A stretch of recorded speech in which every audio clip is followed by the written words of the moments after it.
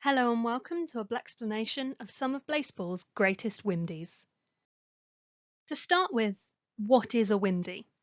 A Wimdy is an election result that was extremely unlikely to happen, anything with super low odds.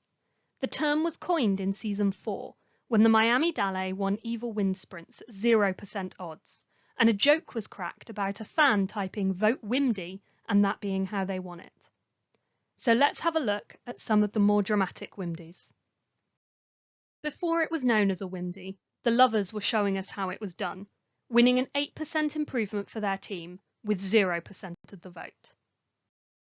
Then in Season 3, Evil Wind Sprints struck for the first time, being won by the Jazz Hands with just 1% of the vote. Of course, Season 4 brings us the original Wimdy, seeing the Millennials lose out on this blessing for a second time.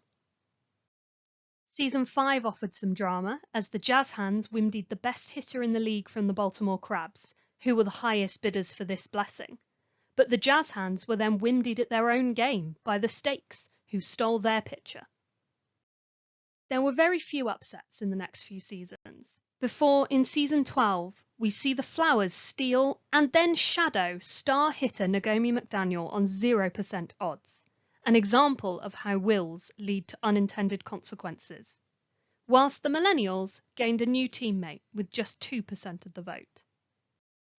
In Season 14, the Flowers make a 0% odds player trade with the Millennials, seeing Glabe Moon and Schneider Bendy exchanged, and a far-reaching Wimdy, the Garages resurrect Chorby Soul with a 0% likelihood of success. In Season 16, the Stakes managed to bag themselves a blood type, on 1% of the vote. Wills were at it again, as the Fridays moved Baldwin Breadwinner to their rotation, despite having 0% votes for this. The Stakes were not done, as in one of the weirdest choices of election history, they alternated star pitcher Polka Dot Patterson, hugely reducing her power, and there was only a 2% likelihood of it happening. Season 17 sees the Millennials wimdy away original Flowers player Castillo Turner, in exchange for Chorby Short, with 0% chance of it happening. In Season 18, the Firefighters had mixed messages, as they use one will to infuse Agan Harrison, and then promptly windy him out of the team and away to the mechanics. Continuing their run of unlikely wills, the Firefighters make a rotation change, at 0% odds. They are then targeted by a Fridays Wimdy, as with 0% odds again, they swap players Gabriel Griffith and Alyssa Harrell. Season 20 has the Spies recruiting Commissioner Vapor away from the highest bidding team, the Moist Talkers, despite having 0% of the vote.